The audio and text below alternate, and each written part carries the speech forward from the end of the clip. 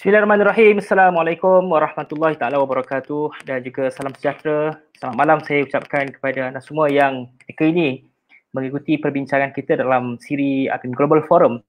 Yang mana topik pada malam ini kita bawakan kepada anda semua, demokrasi mati di Myanmar, apakah ASEAN terus berdiam diri?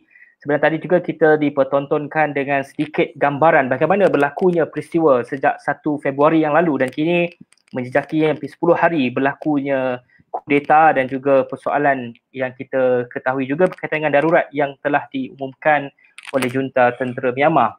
Malam ini kita akan bawakan perbincangan bersama dengan dua orang personaliti tokoh yang saya fikir sangat relevan untuk kita bincangkan. Sebenarnya tadi saya akan perkenalkan kepada anda semua. Pada masa sama saya minta supaya anda semua yang mengikuti perbincangan kita sila like, share dan juga komen. Sekiranya ada soalan-soalan yang berkaitan yang anda rasakan sesuai untuk ditanyakan, mohon untuk kemukakan pandangan soalan tersebut untuk saya bawa suara anda kepada dua panelis untuk dijawab nanti. Sesi kita santai saja pada malam ni sebenarnya. Hari malam-malam ni kita cuba untuk bincangkan isu yang serius.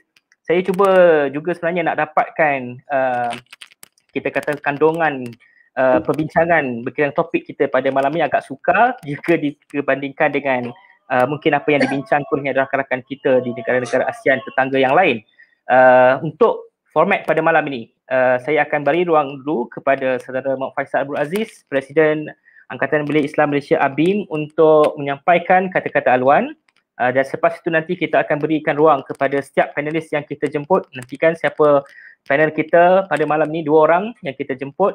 Dan selepas itu nanti kita akan terus pergi kepada soal dan jawab khusus kepada topik dan tema perbincangan sekitar persoalan berkaitan dengan isu yang berlaku di Myanmar ketika ini.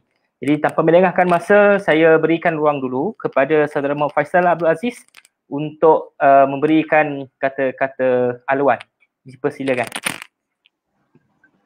Na'udzubillahi minasyaitonirrajim. Bismillahirrahmanirrahim. Assalamualaikum warahmatullahi taala wabarakatuh. Terima kasih Saudara Fahmi, moderator pada malam ini. Yang saya muliakan tokoh antarabangsa anak Malaysia yang saya fikir tidak perlu diperkenalkan lagi, iaitu Tan Sri Saim Alba, orang individu yang berpengalaman luas dalam bidang diplomasi antarabangsa. Yang saya muliakan juga Dr. Azlan Nariah, yang juga merupakan pengkaji dalam isu Rohingya, isu-isu yang berkaitan dengan pelarian dan sebagainya, yang saya fikir banyak buku-buku beliau berada di pasaran yang menjadi sumber untuk kita melihat isu-isu yang berkaitan dengan pelarian dan sebagainya, dan juga seluruh sidang pendengar, penonton yang sampai sekalian. Bila mana kita sebut dalam konteks hari ini, mungkin ramai yang terlepas pandang isu-isu yang berlaku di sekitar rantau Asia Tenggara. Hari ini kita faham isu dalam negara ni terlalu banyak isu yang kita bicarakan. COVID-19, isu pergolakan politik, darurat dan sebagainya. Dan mungkin ada yang berpandangan bahawa tidak relevan ABIM buat program bicara tentang isu luar kerana kita harus fokus pada isu dalaman. Tapi perlu dijelaskan sebenarnya apa-apa isu yang berlaku di luar, ia sifatnya ialah intertwined. Maksudnya kesan pasti akan ada waima di Myanmar ataupun di mana-mana negara, khususnya di rantau Asia Tenggara, dia akan memberi kesan impak tersendiri kepada Malaysia. Kita lihat dalam isu refugees, pelarian, malah isu-isu ekonomi, kebersamaan, pelaburan dan sebagainya, pasti akan memberi kesan. Dan itu antara faktor kenapa bagi kita ABIM perlu untuk dibincangkan dan membawa tokoh-tokoh yang saya fikir sudah pun terlibat secara langsung dalam isu-isu yang kita bawa bincang. Kerana akhir sekali bila kita sebut tentang kesejahteraan Malaysia, kita adalah part of the world. Kita bukan hanya sebuah pulau ataupun sebuah negara yang terpencil, tapi kita part of the world. Kita merupakan memberi kesan ataupun menerima kesan apa yang berlaku di dunia. Baik, mungkin ringkas tentang isu-isu yang berlaku di Myanmar. Saya fikir dalam sumber Jakarta Post ada diceritakan tentang susulan lawatan Perdana Menteri Tan Sri Muhyiddin ke Indonesia, yang mana sudah ada usaha untuk dibuat satu sidang summit, ASEAN Summit, tapi bersifat mini ASEAN Summit, bila mana disebut instruction dikeluarkan kepada Datuk Seri Syamuddin, merangkap Menteri Luar, dan juga Retno Marsudi, Menteri Luar Indonesia, untuk diadakan mini summit yang mana berdasarkan kepada laporan-laporan tersebut diceritakan bagaimana Suharto merupakan individu tokoh yang seringkali mengasaskan mini ASEAN Summit. Jadi mungkin nanti Tan Sri Syed Ahmad Albar boleh komen sejauh mana effectiveness mini ASEAN Summit bila mana untuk membincangkan isu-isu tertentu yang di mana tidak melibatkan semua, tetapi at least ada perbincangan tentang isu-isu yang berkaitan dengan rantau Asia Tenggara yang disebut antara yang juga mempelopori mini ASEAN Summit ni ialah Suharto, Presiden Indonesia yang lalu, dan dalam masa yang sama sudah pasti ia memerlukan kerjasama daripada Brunei yang juga merupakan pengurusi terkini lah bagi sidang ASEAN. Dalam masa yang sama mungkin juga untuk kita bincang sejauh mana juga bila mana kita sebut tentang isu non-interference, sudah pasti kita memahami bahawa sentimen luar negara ni kita masih lagi menyanjung tinggi prinsip non-interference, tetapi sudah pasti dalam kalangan NGO pasti isu ni harus sentiasa dibincangkan kerana bagi kita seperti mana yang awal yang disebut kezaliman dan sebagainya yang berlaku di negara luar, kita tidak boleh dengan mudah mengambil pendekatan non-interference sebab sudah pasti implikasi dia akan memberi kesan kepada negara-negara serantau, negara-negara jiran. Dan dalam saya sama untuk makluman juga sidang penonton, mungkin atas kapasiti NGO, kami ABIM NGO ni mungkin tidak ada keterikatan dengan dasar-dasar non-interference. Jadi antara statement awal yang kita berikan termasuk untuk diadakan perbincangan melibatkan Brunei yang juga pengurusi ASEAN, dan khusus dalam konteks ini kita juga telah menggesa kawan-kawan kita juga dalam ASEAN Intergovernmental Commission on Human Rights, ICHR, untuk membincangkan isu ini. Yang sebenarnya sidang ICHR ni sepatutnya dibuat pada 2 Februari hingga 5 Februari, tetapi kami difahamkan ia terpaksa ditangguhkan. Jadi sudah pasti isu ini pasti rumit apabila badan-badan legitimasi, badan-badan yang mempunyai legitimasi seperti ICHR juga tidak mampu untuk mengadakan perbincangan tentang isu-isu yang melanda rantau Asia Tenggara. Jadi kami amat bergembira pada malam ni kerana dapat berpeluang untuk memiliki lah Tan Sri Syed Ahmad Albar dan juga Doktor untuk memberi sumangsaran kepada masyarakat Malaysia tentang apa yang berlaku di Myanmar dan juga mungkin apa step forward yang boleh kita ambil dalam konteks NGO dan juga mungkin dalam konteks masa depan negara pada masa akan datang. Sekali lagi terima kasih kepada Tan Sri dan juga Doktor dan juga kepada sidang penonton. Saya serahkan kepada moderator. Assalamualaikum warahmatullahi wabarakatuh. Waalaikumsalam warahmatullahi taala wabarakatuh. Terima kasih saya ucapkan kepada Saudara Muhammad Faisal Abdul Aziz, Presiden Angkatan Tabligh Islam Malaysia ABIM, yang telah menyampaikan ucapan aluan dan juga menyentuh berkaitan dengan respon awal yang dikemukakan sebagai pemimpin masyarakat sivil dalam kita memberikan suatu gambaran tentang apa yang berlaku khususnya di Myanmar dalam konteks ini, apa yang disebutkan oleh Faisal tadi. Mungkin saya akan tanyakan juga kepada panelis kita, tapi sebelum itu, tuan-tuan yang saya hormati sekalian, saya perkenalkan dua panelis yang alhamdulillah kita berjaya dapatkan pada malam ini, yang berbahagia Tan Sri Dr. Syed Ahmad Albar yang merupakan mantan Menteri Luar, berpengalaman sebenarnya saya rasa puluhan tahun sebagai ahli politik, ahli parlimen dan juga kita boleh sebut sebagai ahli kabinet yang juga ada kaitan secara langsung dalam urusan-urusan berkaitan dengan Myanmar, apabila beliau juga pernah berperanan sebagai Special Envoy to Myanmar sendiri, mewakili OIC dalam isu Rohingya, dan beliau juga adalah merupakan ejen profesor di beberapa buah universiti, antaranya di UKM, di AU University Malaysia, dan juga dijemput ke Oxford di UK sebagai kita kata visiting fellow di sana. Manakala panelis kita yang kedua, saya lalukan juga kehadiran yang bagi Dr. Azriah Abdullah. Beliau kini juga sebagai pengkaji antropologi dan juga budaya Institut Asia Eropah Universiti Malaya. Saya rasa pertama kali juga bertemu dengan beliau, tapi sebelum ni saya pernah baca buku ini. Dah tahu dah namanya, tapi malam ni baru dapat berjumpa. Dan ada buku baru juga yang baru diterbitkan oleh beliau tak lama, saya rasa dalam akhir tahun lepas. Buku berjudul Pengembara Tanpa Pasport. Pengembara Tanpa Pasport. Dan beliau juga antara lain pengalaman, saya rasa pengalaman beliau adalah hasil daripada penglibatan secara aktif sebagai koresponden wartawan lapangan hampir 26 tahun berkhidmat, dan kini merupakan editorial di Awani, tapi sebelum itu di utusan Malaysia.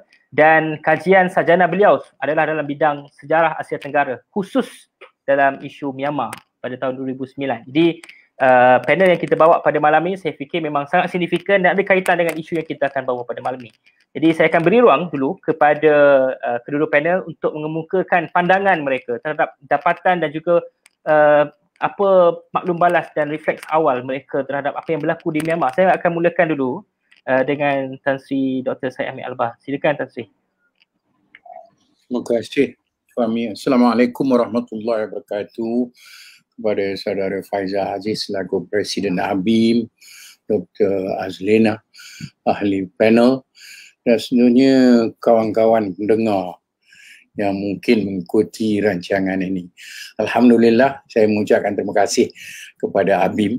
Pertamanya saya ingat Faizal tadi memperkatakan bahawa apakah relevannya ABIM menganjurkan dalam era dan suasana COVID satu forum yang merupakan politik rantau dan antarabangsa. Tapi ini kadang-kadang kita membuat kesilapan bila kita menafikan untuk meletak di tengah arena perbincangan isu-isu yang boleh mempunyai kesan sampingan dan kesan secara langsung kepada kita. Segala perkara yang berlaku di sekeliling kita tidak boleh berdiam diri dan melihat. Jadi saya tahniahlah kepada ABIM kerana mengambil daya usaha untuk mengaturkan seminar ini, dan di atas tajuk yang agak saya fikir menarik. Dia punya tajuk menarik. Demokrasi di Myanmar, apakah dah mati atau masih hidup? Saya suka membuat telahan di sini bahawa di Myanmar ni dia tak pernah ada demokrasi. Jadi dia tak boleh dikatakan mati, tapi dia ada apa yang dipanggilkan demokrasi. Sekarang demokrasi yang banyak diamalkan di rantau Asia Tenggara, ASEAN, boleh dikatakan flawed demokrasi. Demokrasi yang pincang, yang tidak mengikuti dengan rule of law, governance, kebebasan. Jadi kita hidup dalam suasana demokrasi. Bukan hanya saya menganggap satu negara yang telah berjaya untuk mengevolusikan dia punya suasana kepada demokrasi, iaitu Indonesia. Indonesia amat berjaya dan berkesan menghidupkan demokrasi. Jadi oleh itu Myanmar ni kita punya anak emas. Saya menganggap Myanmar amat emas. Daripada mula Myanmar kita sentiasa bila ASEAN ni kita sentiasa memujuk dan mengajak. Lebih-lebih lagi Malaysia. Malaysia sebuah negara yang kepada satu masa dikutuk oleh kuasa-kuasa besar kerana menggalakkan Myanmar untuk dibawa masuk kepada ASEAN, masuk sebagai ahli ASEAN. Pasal kita nak melihat bahawa bila kita cakap tentang ASEAN, dia keseluruhan Asia Tenggara, 10 negara dalam, alhamdulillah kita bawa masuk. Dan bermula kita bawa masuk, kita dalam ASEAN ni ada peculiarity. Jadi sebab tu bercakap berkenaan demokrasi mati. Kita ni ada dua prinsip yang paling penting yang kita pegang. Satu, keputusan mestilah berasaskan kepada konsensus, iaitu persetujuan secara bersama. Saya punya tafsiran kepada konsensus berbeza dengan banyak tafsiran orang lain. Pasal saya menganggap konsensus bila ada majoriti, semuanya yang lain patut ikut. Jadi konsensus begitu seharusnya, tapi tidak dalam konteks kita. Dan keduanya kita juga mengamalkan tanpa garis panduan yang jelas berkenaan tidak campur tangan dalam hal ihwal dalaman. Jadi ini memberikan ruang yang amat luas sekali bagi tiap-tiap negara untuk mengatakan, oh ini hal dalaman. Kalau kita tengok statement-statement yang dikeluarkan, saya tengok APRC keluarkan, menteri-menteri luar daripada beberapa negara expressing ataupun memperkatakan perasaan kekhawatiran mereka, kerisauan mereka apa yang terjadi di sana, tapi di masa yang sama mereka sentiasa mengatakan ini bukan bertujuan untuk campur tangan dalam hal ehwal Myanmar. Jadi itu adalah sesuatu yang menghantui apa juga jadi demokrasi masa Aung San Suu Kyi ni, saya bukan bersetuju dengan Aung San Suu Kyi. Pasal Aung San Suu Kyi ni, dia tidak memberikan keadilan kepada minoriti, lebih-lebih lagi orang-orang Rohingya, dan dia juga tidak mengutuk jenayah antarabangsa yang berlaku di Myanmar ataupun genosid yang berlaku di Myanmar, walaupun bangsa-bangsa bersatu mengiktiraf bahawa ada ini, dan ICJ punya keputusan pula menunjukkan ke arah itu. Jadi pada saya Myanmar memang tidak mengamalkan demokrasi tulen, dan mereka kita nak melihat bahawa kemenangan pada kali ini adalah satu kemenangan yang baik. Dia menunjukkan mungkin kita punya harapan. Pasal saya duduk dalam salah satu jawatan kuasa task force yang diaturkan oleh Sekretari Jeneral Ban Ki-moon. Kita nak lihat bahawa mungkin dalam pilihan raya yang baru diadakan dalam bulan November tahun lalu, ini boleh memberikan keyakinan yang lebih, kekuatan yang lebih untuk Myanmar mula menyentuhi demokrasi sebenar, untuk demokrasi dia mengikut rule of law dan mengikut inclusiveness. Jadi sebab itu saya fikir kita menggalakkan, kita berharap dia akan mengambil tindakan tertentu. Tapi yang anehnya, pihak tentera merasa kekhawatiran, lebih-lebih lagi Ong Liang ni, dia ada cita-cita untuk jadi presiden. Bila dia ada cita yang didukung oleh tentera, dan yang disokong oleh tentera, dia kalah teruk. Dia nak beberapa kerusi dia dapat hanya dalam berapa 30 ke berapa, saya tak tahu dia punya figure, terlampau kecil. Jadi dengan itu dia khawatir bahawa keadaan dan masa depan dia mungkin terancam.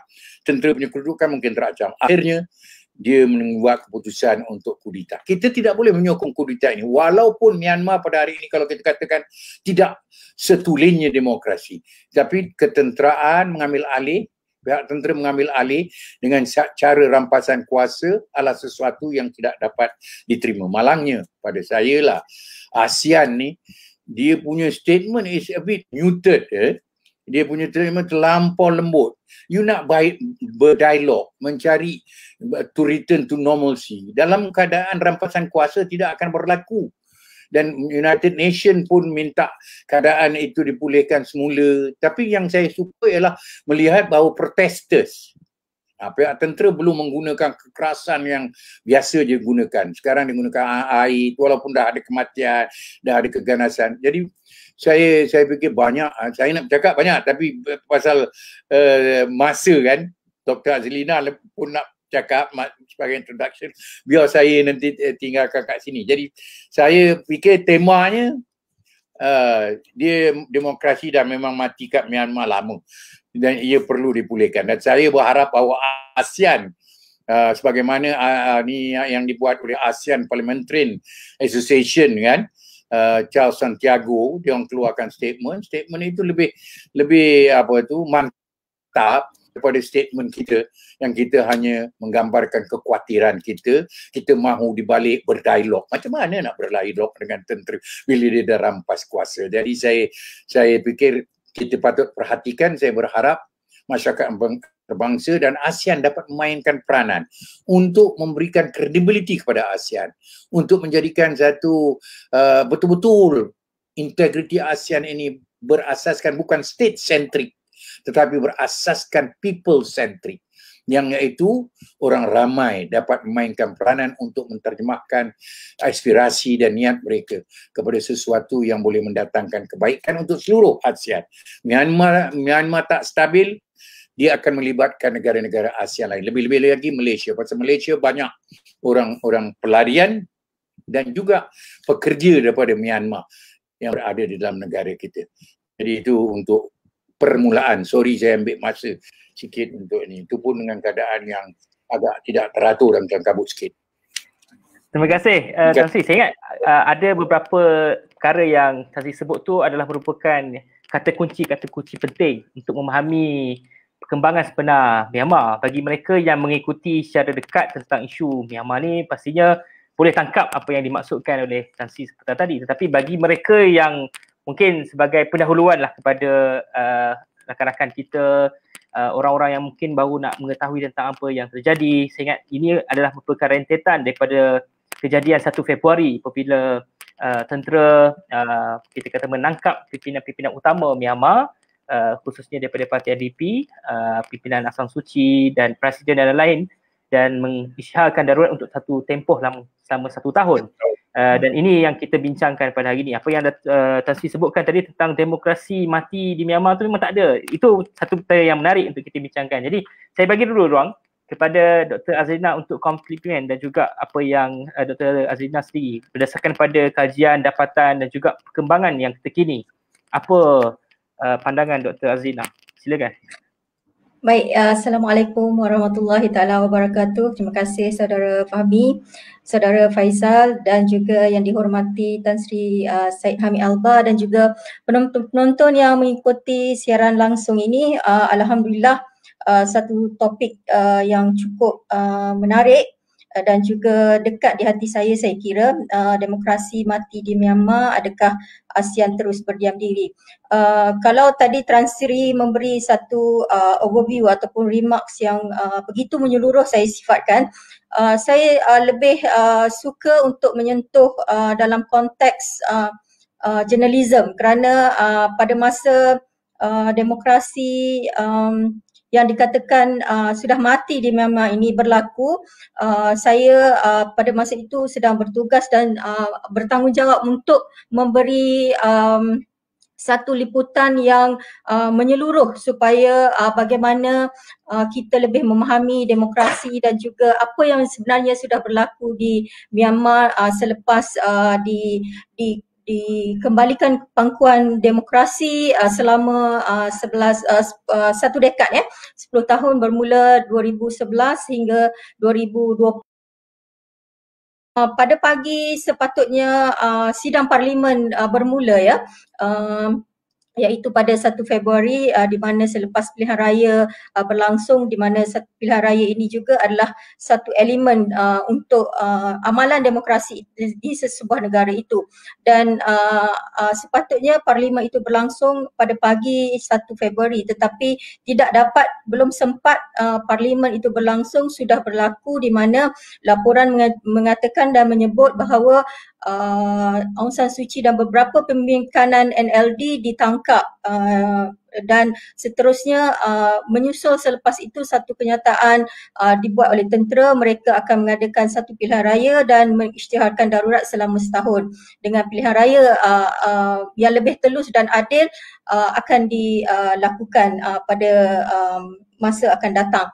Dan itu antara titik tolak yang membawa kepada apa yang menjadi perbincangan selepas itu di mana banyak pemimpin negara dan juga reaksi-reaksi daripada pemimpin negara ASEAN dan juga NGO-NGO memberi reaksi kepada apa yang berlaku di Myanmar ini walaupun tidak begitu terkejut ataupun sudah dijangkakan tetapi adalah sesuatu yang perlu kita ambil kira apabila bercakap dalam konteks ASEAN dan juga demokrasi itu sendiri kerana Myanmar sebenarnya sudah dipulangkan ke pangkuan demokrasi selama 1 dekad. Kalau tadi Tan Sri mengatakan bahawa demokrasi ini tidak pernah ada di Myanmar, tetapi saya menyifatkan demokrasi itu sebenarnya ada di Myanmar apabila mereka mengadakan pilihan raya dan mereka memilih pemimpin awam dan sebagainya. Itu adalah ciri-ciri demokrasi demokrasi untuk sebuah negara. Cuma apa yang berlaku di Myanmar ini adalah demokrasinya tidak begitu subur. Tidak begitu subur berlaku kerana ada beberapa tekanan dan sebagainya daripada pihak tentera, kerana pihak tentera itu sendiri mencengkam begitu kuat kepimpinan dan pemerintahan di Myanmar itu sendiri, di mana perlembagaan di Myanmar itu sendiri memberikan hak eksklusif kepada tentera itu sendiri untuk melakukan rampasan kuasa pada bila-bila masa. Dan hakikatnya juga dalam perlembagaan Myanmar itu sendiri 1/3 daripada kerusi parlimen, walaupun menang atau kalah dan sebagainya, 1/3 kerusi di parlimen itu diperuntukkan untuk tentera, dan portfolio yang ada di dalam kerusi-kerusi di parlimen itu dikhususkan kepada tentera. Malah dalam perlembagaan itu sendiri mereka sebenarnya ada klausa dan mereka bebas untuk merampas kuasa pada bila masa bila perlu, mengikut keperluan semasa. Kerana itu saya melihat demokrasi di Myanmar ini sebenarnya tidak subur. Dia tidak mati tapi dia tidak subur, walaupun ketika mereka berkongsi kuasa dengan kepimpinan awam dalam tempoh rentang masa 10 tahun bermula 2011 hingga 2020 itu. Dan justru itu saya melihat apa yang berlaku pada 1 Februari itu adalah satu langkah yang ke belakang, kerana mereka kembali kepada asal di mana rampasan kuasa berlaku pada 1962 dan juga revolusi Saffron yang berlaku pada 1988, di mana mereka merampas kuasa dan mentadbir secara kudeta di Myanmar itu dan menyebabkan berlaku kemunduran ekonomi dan sebagainya. Seperti yang Tan Sri katakan tadi, apabila berlaku rampasan kuasa dan juga apabila tentera yang berkuasa, agak sukar untuk dalam ilmu diplomasi itu sendiri amat sukar untuk Myanmar itu sendiri kembali ke meja rundingan. Pemimpin-pemimpin G2G dan sebagainya sukar untuk berunding dengan tentera, di mana itu adalah satu yang tidak elok untuk Myanmar itu sendiri, di mana tentera agak sukar. Mungkin Tan Sri lebih memahami kerana Tan Sri pernah menjadi Menteri Luar dan sebagainya. Diplomasi agak sukar untuk berlaku apabila dengan berlakunya sanction, sekatan dan sebagainya. Negara luar tidak boleh memasuki Myanmar, dan negara luar ataupun negara lain-lain seperti negara kuasa besar Amerika Syarikat dan sebagainya tidak akan berunding untuk menambah ataupun menyuburkan ekonomi di Myanmar itu sendiri. Dan itu tidak berlaku apabila pada 2011 apabila Aung San Suu Kyi sendiri dipilih untuk transition kepada reformasi kepada demokrasi itu menjelang roadmap 2015 itu, buat pertama kalinya Hillary Clinton datang ke Myanmar itu sendiri, dan Aung San Suu Kyi sendiri pergi ke luar negara untuk memberi maklumat tentang apa masa depan, apa bentuk reformasi yang sudah berlaku di Myanmar itu sendiri. Jadi saya fikir dalam konteks terbaru ini, demokrasi ini sudah mati kembali. Maknanya dia pernah tidak subur, dia pernah ada tetapi tidak pernah subur. Tetapi apabila berlaku rampasan kuasa tentera pada 1 Februari ini, saya kira ia kembali ke belakang, di mana tentera sudah kembali berkuasa, dan juga apabila ini berlaku ia menutup peluang-peluang untuk negara Myanmar itu sendiri kembali subur, tambahan pula di tengah-tengah COVID ini segala sekatan mungkin akan menambahkan lagi kemunduran ekonomi di Myanmar itu sendiri. Dan saya ingin sentuh juga satu perkara, apabila berlaku rampasan kuasa ini, kita di Malaysia sememangnya mempunyai hubungan yang baik dengan Myanmar. Itu tidak dapat dinafikan. Tan Sri pun ada sebut bahawa Myanmar adalah anak emas kepada kepada Malaysia dan kita antara negara yang memang menjemput Myanmar untuk masuk ke dalam entiti 10 negara ini. Ia paling bongsu dan tetapi paling sukar untuk dipujuk dan paling banyak masalah sebenarnya. Tetapi apabila rampasan kuasa ini berlaku pada 1 Februari, nasib 112 petugas Petronas. Itu sebabnya kita mempunyai satu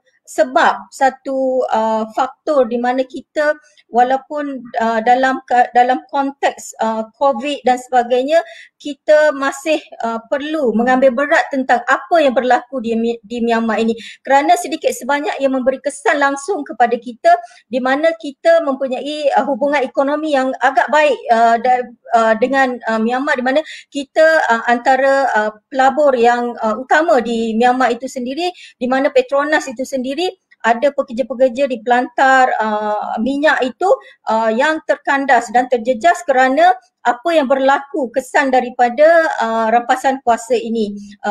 Dan seperkara lagi saya nak sentuh ialah tentang perkaitan rampasan kuasa ini dengan Rohingya.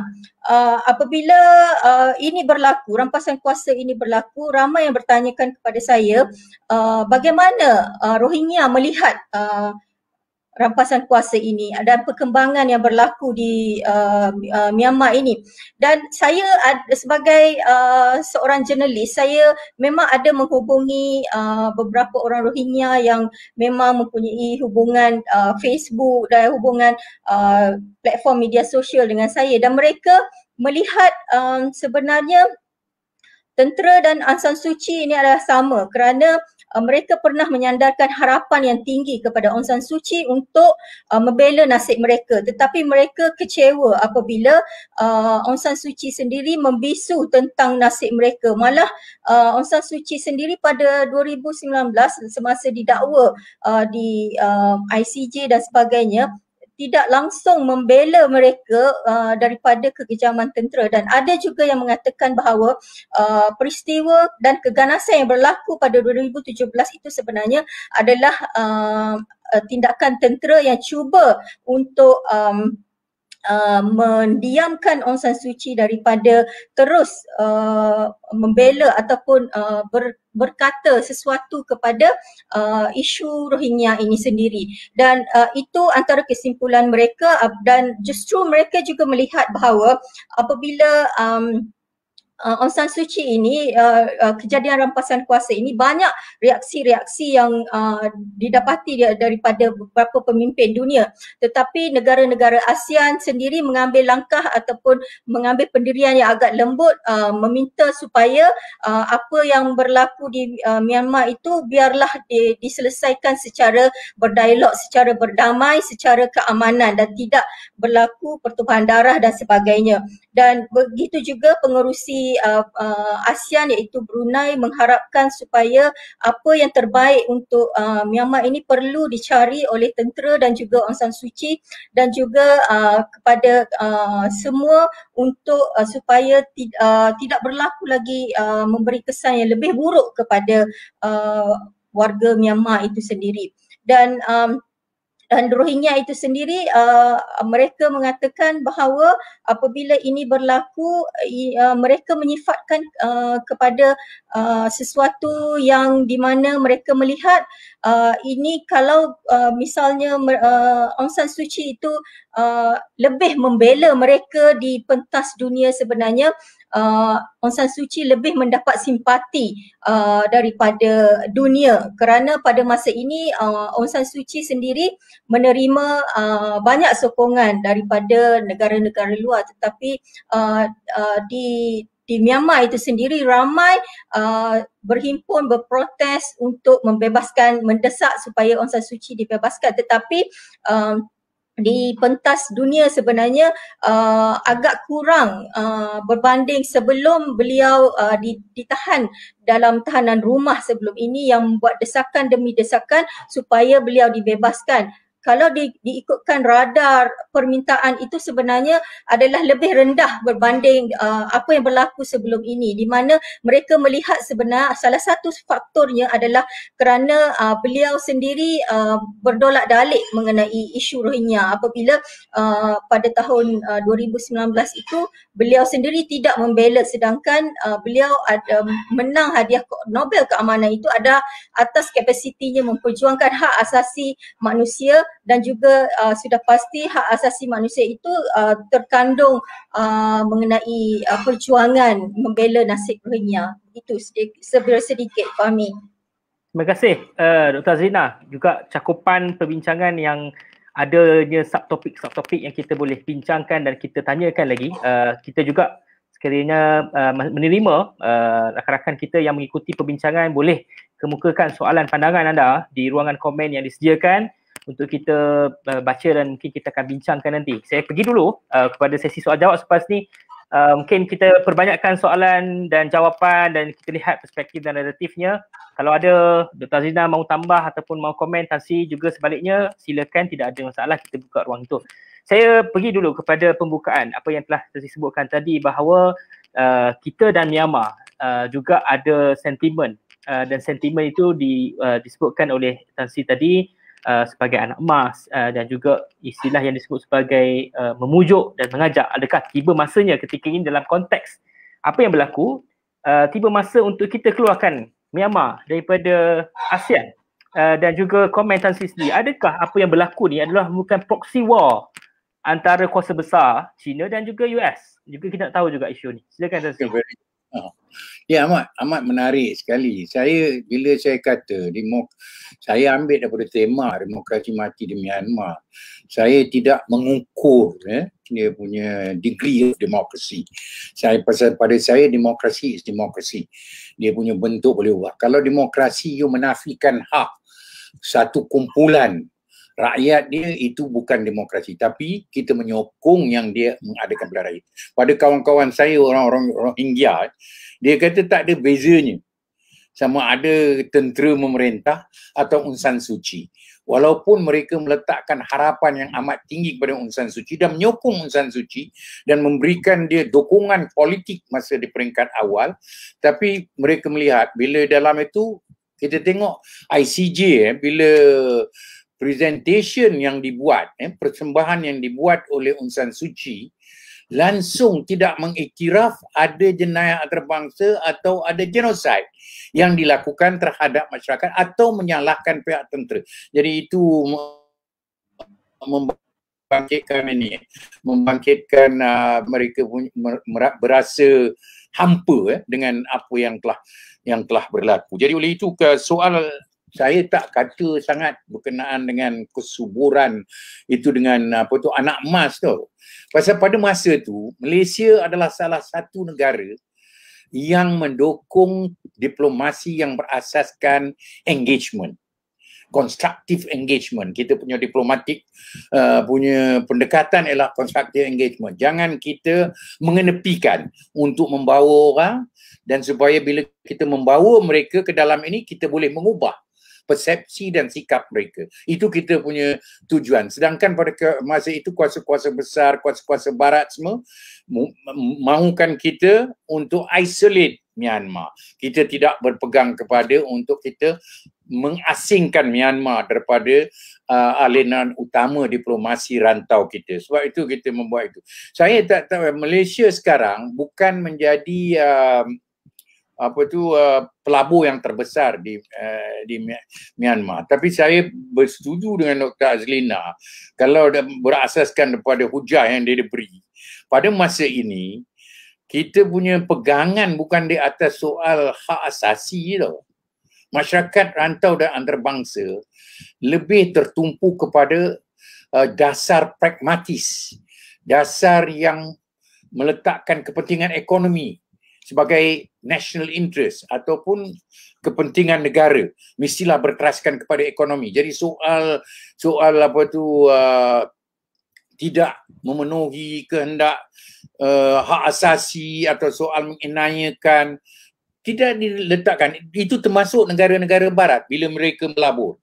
Dan saya fikir yang masalah kita terbesar ialah bila kita bincangkan isu Myanmar dengan isu Rohingya, lepas tu isu Bangladesh, kita ketepikan somehow or other perkara yang melibatkan geopolitik. Jadi apa yang Fahmi mengatakan tadi, ini memang ada soal geopolitik, ada medan politik yang antarabangsa yang sedang bermain di dalam suasana itu. Kita nak suruh bangsa-bangsa bersatu mengambil tindakan yang lebih tegas. Security Council atau Majlis Keselamatan tak boleh, oleh kerana China dan Rusia akan veto. Kuasa veto ni lah kuasa yang Malaysia beberapa tahun yang lampau dalam tahun 90-an dan permulaan 2000 kita cuba untuk mengubah konsep veto ni kerana dia menafikan keamanan sejagat dan dia lebih berbentuk kepentingan negara-negara kuat dan dia berasaskan. Jadi oleh itu dia inilah, dan ASEAN saya fikir tak boleh, ASEAN tak mungkin untuk ini. Jadi pada saya yang paling menarik sekali ialah masyarakat Rohingya, walaupun mereka tidak menerima sekarang Aung San Suu Kyi, mereka di masa yang sama menolak tentera perampasan kuasa tentera pada 1 hari bulan. Mereka menolak oleh kerana rekod tentera ini adalah satu rekod yang tidak pernah diambil tindakan, rekod yang yang bersalut dengan keganasan, yang bersalut dengan state terrorism, iaitu jenayah negara yang dilakukan oleh tentera. Dan mereka lakukan oleh itu pada mereka lah. Walaupun dalam keadaan di antara dalam kata orang putih between the two evils, Aung San Suu Kyi ni lebih kurang dia punya itu, dan dia lebih berbentuk yang saya tahu Aung San Suu Kyi lah. Dia sebenarnya kita tersilap memikirkan dia seorang orang yang memperjuangkan hak asasi, memperjuangkan demokrasi. Sebenarnya bila orang mempersoalkan dia mengatakan saya sebenarnya adalah orang politik yang mau survive. Yang penting sekali ialah kelangsungan saya. Untuk kelangsungan saya perlukan kepada tentera. Saya perlukan kepada ini. Dia tidak mau bercakap berkenaan perkataan Rohingya, dia tidak mau menyentuh berkenaan United Nations punya tu. Jadi dia punya tu susah. Kalau kita berharapkan ASEAN untuk mengambil tindakan, saya takut ASEAN mungkin tak mau ambil apa-apa tindakan kerana negara-negara macam Myanmar ni dia kuat membalas. Malaysia ni jarang membalas.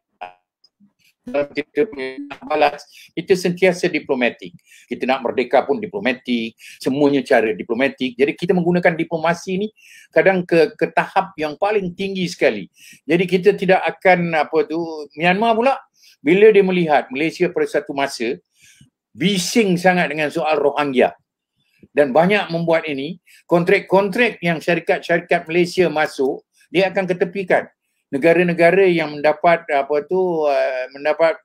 dia punya kebaikan daripada ini semua, macam Singapura, dia lebih seimbang dia punya itu, dan dia lebih berhati-hati dalam hal tu. Thailand oleh kerana dia dalam Mekong Basin punya kumpulan Mekong ini kan, Basin. Jadi kita tengok bermakna dalam, kalau kita nak lihat kepada penyelesaian diplomasi, yang anehnya tentera kata ada fraud di dalam pilihan raya. Selalunya fraud ni dilakukan oleh pihak tentera atau yang menjalankan dan berkuasa. Tapi ini dia kata, dan dia berjanji untuk memulihkan demokrasi. Dalam setahun ni kita akan memulihkan. Akan diadakan pilihan raya multi-party. Akan diadakan kebebasan yang betul-betul bebas. Kita tahulah, kalau saya tengok, kalau dia boleh kerana Min Ong Yang ni, dia patut retire. Bila dia tak boleh, kalau dia boleh bertanding, mungkin dalam setahun ni disediakan untuk dia boleh bertanding dan jadi presiden, dan presiden yang eksekutif. Macam keadaan Aung San Suu Kyi ni, keadaan kita pun tak tahu sama ada dia Perdana Menteri ke bukan Perdana Menteri, State Councillor. Jadi dia banyak cuba meletakkan keadaan yang ini. Tapi Aung San Suu Kyi ni popular di peringkat antarabangsa, dan pilihan Myanmar untuk meletakkan dia di tengah adalah satu pilihan yang tepat. Tetapi masa ini, oleh kerana dia gagal untuk memperjuangkan berkenaan hak asasi dan kedudukan penindasan terhadap masyarakat Rohingya, dia dah tak berapa popular. Sebab tu sebagai Dr. Azlina kata tadi, kali ni bila dia kena tangkap, suara daripada masyarakat antarabangsa dan perjuangan terhadap dia untuk mendukung dia adalah sunyi sikit. Dia tak ada ni, dia agak rendah dia punya tahap. Jadi pada saya, kalau kita bertanya apa ASEAN boleh buat, ada soalan tadi sama ada ASEAN boleh suspend. Dalam ASEAN punya charter, kita tak ada ni. Saya ingat mula-mula kita nak buat charter masa kita memperbincangkannya, kita kata kita tak nak soal suspension, tak ada dalam suspension kerana kita takut ianya tidak akan diluluskan, kita ada piagam, dan juga soal untuk kita gantung atau kita buang. Jadi benda tu adalah silent, dia silent. Jadi saya tak fikir kalau ASEAN boleh buat apa-apa, tapi kalau kita bekerjasama dengan masyarakat antarabangsa, insya-Allah kita akan dapat mempengaruhi. Tapi saya tidak melihat bahawa tentera akan memberi balik kuasa dalam jangka masa sebelum setahun. Dan saya tidak lihat bahawa tentera akan, dia dah declare curfew dekat Mandalay dan beberapa bandar. Bila dia buat itu bermakna mereka mau menunjukkan keseriusan. Sekarang dia tembak ke atas saja. Dan dia biasa menembak masa Saffron 1988. Berapa ribu orang mati. Jadi dengan sejarah yang sedemikian itu, kita kena cari di antara kita punya ahli-ahli ASEAN mempunyai hubungan yang agak akrab dengan Myanmar untuk berdialog supaya mereka menghormati undang-undang antarabangsa dan menghormati norma-norma hak asasi, dan mereka tidak melakukan kezaliman yang berterusan, genosid yang berterusan. Mengikut rekod yang ada sekarang masih berlaku genosid di Myanmar. Jadi kita berharap ada di antara negara-negara ASEAN untuk dapat berhubung dengan Myanmar supaya pihak tentera supaya mereka tidak melakukan sesuatu yang boleh membawa kemudaratan yang lebih teruk kepada kita punya rakan-rakan orang-orang komuniti Rohingya di Myanmar. Dan sudah tentu dengan kejadian ini, soal repatriation, soal memberikan hak asas kaitan, soal pemulangan yang baru diadakan perbincangan di antara China, Myanmar dan Bangladesh ini tidak akan berlaku. Dan Bangladesh pula mengambil tindakan untuk memindahkan lebih ramai lagi orang-orang kepada Bhasan Char, satu pulau yang terpencil yang sentiasa dilanda oleh taifun dan macam-macam kesusahan. Jadi keadaan-keadaan macam ini tidak memberi pencerahan atau suasana yang menyeronokkan. Tapi kita terus kena bersuara untuk menentang atau mengutuk rampasan kuasa yang berlaku di Myanmar, dan kita berharap kali ini tentera ada targeted sanction akan membolehkan kita, dan mereka tidak patut macam mana US melakukan ke atas Saudi dan UAE, mereka tidak menjual peralatan tentera yang precision di dalam krisis Yaman. Saya berharap negara-negara tidak akan menjualkan peralatan ketenteraan kepada Myanmar yang boleh digunakan terhadap populasi atau penduduk civilian mereka. Jadi itu saya punya reaksi peringkat awal. Terima kasih Tan Sri. Dr. Azlina, saya nak tambah sikit dalam konteks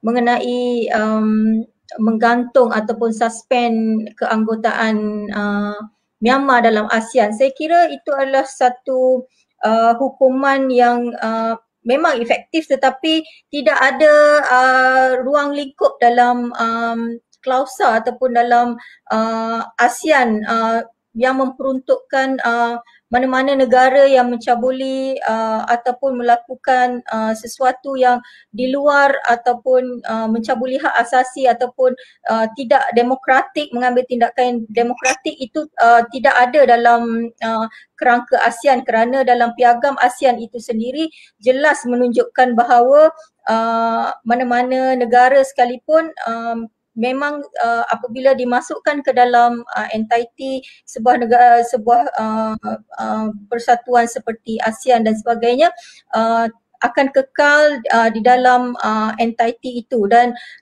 sebarang tindakan yang boleh mencabuli undang-undang ataupun mencabuli hak asasi dan sebagainya tidak akan diambil kira untuk menghukum sebegitu rupa Myanmar dalam keadaan sedemikian.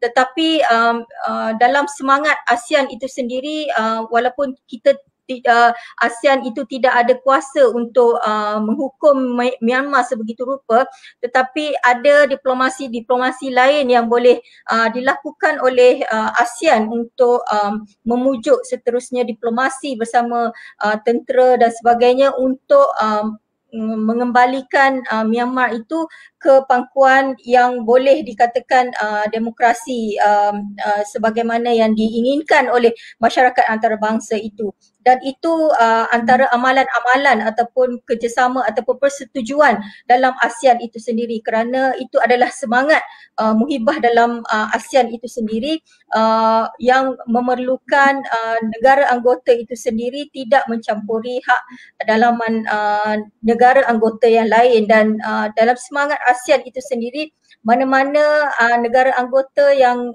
mungkin sakit ataupun mungkin dilanda musibah ataupun dilanda masalah, apa yang perlu dilakukan oleh negara anggota ASEAN yang lain adalah cuba mencari jalan diplomasi untuk mengembalikan ataupun menyembuhkan sakit negara anggota ASEAN yang lain. Maknanya dalam ASEAN itu sendiri, semangat muhibah itu sendiri mengamalkan kata pepatah, orang kata menarik rambut di laut tepung, rambut tidak terputus, tepung pun tidak berselerak. So dalam konteks Myanmar hari ini, saya kira itu antara pendekatan yang diambil oleh walaupun ia adalah dalam konteks hari ini, tetapi ia masih relevan semangat muhibah ASEAN itu sendiri, di mana ia masih boleh dilakukan dalam konteks perubahan yang berlaku di Myanmar itu sendiri. Itu saya kira apa yang dilakukan oleh negara-negara anggota ASEAN sekarang, termasuk pengurusi ASEAN itu sendiri, Brunei, di mana Brunei sendiri mengeluarkan kenyataan yang tidak begitu menggertak ataupun tidak begitu garang ke atas Myanmar, kerana mereka mahu semangat diplomasi itu sama-sama dijalin oleh sesama anggota ASEAN itu sendiri. Begitu juga semasa lawatan Perdana Menteri kita ke Indonesia, di mana Perdana Menteri juga ada berbincang dengan Presiden Indonesia Joko Widodo mengenai apa yang berlaku di ASEAN itu. Itu saya kira satu semangat yang dipupuk dalam negara-negara anggota ASEAN itu untuk mengambil berat tentang jiran tetangga apabila jiran tetangga itu dilanda masalah seperti yang berlaku di Myanmar itu sendiri, Fahmi. Baik, Fahmi sikit, saya nak intervene sikit berkenaan semangat ASEAN ni kan. Very interesting kalau bila kita cakap berkenaan semangat ASEAN. Sebenarnya semangat ASEAN tidak didorong untuk kita berpakat, untuk mencari penyelesaian. Dia yang paling penting dalam semangat ASEAN, yang dikatakan semangat ASEAN, ialah kita kena cari kita mesti tidak mencampuri, bukan kerana semangat ASEAN. Kita tidak boleh mencampuri hal ehwal. Semangat ASEAN ni banyak kita yang kecewa bila ada perkara-perkara yang kita fikir kita boleh bertindak secara bersama. Tapi oleh kerana macam di Aceh misalnya, ia kita dapat masuk campur oleh kerana Indonesia menjemput. Lepas tu Indonesia, itu caranya. Saya fikir kita, kalau kita kaji sejarah ASEAN ni sejarah syura. Kita konsensus ni adalah sejarah daripada konsep syura. Syura iaitu kita bukan kerana kita hendak mencari pendekatan perundingan. Kalau kita tengok ini sakit, ni bukan kerana dia sakit, Dr. Azlina, sorry. Saya fikir bukan kerana ini kita sakit, kita nak baik dia. Ini dia injek kat kita, menyakitkan kita.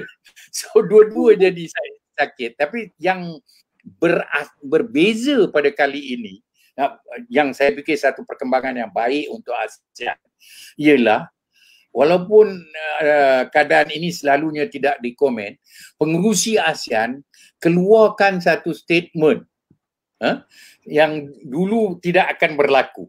Dia keluarkan satu statement. Kita nak bercakap banyak apa mengenai rampasan kuasa, Thailand pun rampasan kuasa. Thailand pun kerajaan tentera yang hanya ditukar pakaian aja. Jadi dan saya fikir yang apa tadi saudara Faizal sebutkan, nak adakan mini ni. Ini adalah satu perkara yang menjadi amalan di dalam ASEAN, apa amalan demokrasi. Bila ada terjadi benda-benda macam ni, selalunya lah bukan mesyuarat yang paling penting, tetapi panggilan telefon, perbincangan secara tidak formal, apa yang kita panggil sebagai diplomasi senyap. Kita tidak nampak mengambil tindakan. Saya ditanya oleh kawan-kawan kita, menteri-menteri luar dari Eropah, dia kata ASEAN ni tidak pernah mengkritik di antara satu sama lain dalam mesyuarat. You tidak pernah menegur sesuatu perkara yang tidak. Saya kata tak betul. Kita menegur, tapi kita menegur di dalam konteks kita bersama-sama kita secara senyap. Dan kita tidak mahu ia terbuka dan menjadikan publicity yang akan menyulitkan rundingan. Jadi saya fikir untuk nota kaki di situ Tan Sri, untuk diplomasi senyap tadi, kalau kita tengok sekarang dalam konteks ASEAN ni, siapa dia kalau sebut syura, majlis perundingan, saya nak tahu sama ada isu-isu macam Big Brothers ke, ataupun yang mulakan tu sebab dia pengurusi ASEAN ke atas jawatan, ataupun sosok individu yang dihormati yang kalau dia call ni, kalau tak angkat ni memang tak boleh. Begitu. Saya nak tahu macam mana politik ASEAN ni. Dia ASEAN ni selalunya kita ada banyak pandang kepada negara yang terbesar. Kuasa yang terbesar di dalam ASEAN adalah Indonesia. Dan Indonesia banyak mainkan peranan. Macam Ratno berkenaan Myanmar ni, dia orang banyak buat diplomasi. And then kita tengok mana di antara negara-negara ASEAN yang Myanmar tidak berasa, tidak selesa. Kalau panggil dia nak menegur, katakan benda ni, kalau macam satu masa dulu Malaysia banyak mainkan peranan, walaupun kita negara kecil, satu negara kecil, tapi kita banyak memainkan peranan di depan. Oleh kerana kita dihormati dari segi pendekatan dasar luar kita punya pendirian, prinsip kita. Jadi dia bukan mengikut saiz, tapi kita ada kesefahaman bahawa kita mesti menghormati the big brother kita. Di kalangan ASEAN, 5 original members tu yang mula-mula menubuhkan ASEAN. Tapi terpulang kepada negara masing-masing, siapa nak pergi ke depan. Dalam hal ni kalau kita banyak, kita punya investment ke, pelaburan kita, mungkin kita tak nak ke depan. Oleh kerana nanti Myanmar ini, dan dia boleh tarik macam-macam ini perkara. Ini termasuk dalam negara-negara Eropah. Sekarang banyak yang senyap. Even Britain pada kali ini dia punya kenyataan berbeza daripada yang selalunya dia memperjuangkan demokrasi dan freedom. Dia juga macam kita bercakap, cari jalan perundingan untuk menyelesaikan masalah. Jadi hari ini pendekatan yang terbaik untuk menyelesaikan masalah ini adalah pendekatan rundingan dan diplomasi. Dan kita kena, Indonesia dan Brunei, selalu kita ada troika kadang. Masa zaman saya kita buat troika. Pasal 3-4 negara bersama-sama secara senyap-senyap pergi melawat mengatakan impak dan kesan pada apa berlaku pada Myanmar. Yang terbaik ialah untuk mencari jalan penyelesaian. Ini kita lakukan, banyak perkara ini yang kita lakukan masa zaman Aung San Suu Kyi. Kita nak dia dibebaskan untuk dia bergerak dengan bebas, macam-macam kita memperjuangkan Aung San Suu Kyi. Jadi tapi orang politik ni kadang dia punya ingatan ni pendek di peringkat antarabangsa pun. They have got short memory. They don't have institutional memory. So bila dia tak ada institutional memory, ada masanya dia dah lupa apa jasa yang kita buat dan apa yang kita lakukan. Dia anggap keadaan dan suasana yang boleh membawa kepentingan nasional. Oleh itu saya pandanglah pada hari ini dalam global politik ni, oleh kerana globalization dan keadaan suasana, kalau kita tengok tempat ni, orang lebih mementingkan soal kepentingan nasional. Kepentingan nasional bukan lagi soal prinsip atau soal morality di dalam diplomasi sudah kurang dimainkan mungkin oleh aktivis, oleh advocate, mungkin jurnalis yang menulis untuk melihat apa yang perlu berlaku. Jadi saya fikir kita ini kan bukan tak ada dalam ini, sebab tu saya kata dalam charter tu daripada mula bila kita nak draft memang kita tidak ada peruntukan untuk mengenepikan atau menggantung mana-mana negara. Lagipun dia tidak boleh berlaku kalaupun kita nak bawa, kerana ia memerlukan konsensus. Konsensus dalam konteks ASEAN bermakna persetujuan oleh semua negara. Dan dia tidak akan, ASEAN di dalam konteks geopolitik rantau kita, dia terbagi kepada kepentingan Amerika, iaitu negara-negara barat, dan kepentingan China. Bila dua kepentingan ini bertentangan, kita di ASEAN ada dua negara yang menjadi vessel kepada kuasa tertentu, yang lain menjadi vessel kepada kuasa tertentu. Kita tengok Singapura. Singapura Secretary of State, Excellency Blinken, dia dah in contact with the Menteri Luar Singapura untuk membincangkan hubungan Singapura sebagai ally of America kan, dan juga berkenaan suasana rantau kita ni. Jadi dulu kita ni suka memainkan peranan untuk telefon orang ni, telefon orang tu, telefon orang ni, untuk kita cari cara di mana orang katalah kalau kita negara kecil atau negara pertengahan, elok kita bising ke tidak orang lupa kita.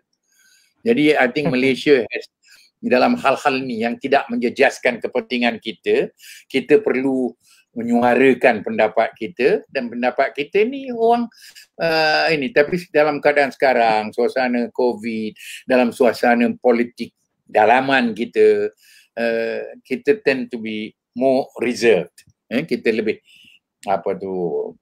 I think kita suka tengok, lepas tu kita buat kenyataan-kenyataan tertentu. InsyaAllah ada cara untuk untuk mengelakkan, yang paling penting, golongan minoriti dan Rohingya daripada menjadi mangsa yang daripada pengambilan alih kuasa oleh tentera ni.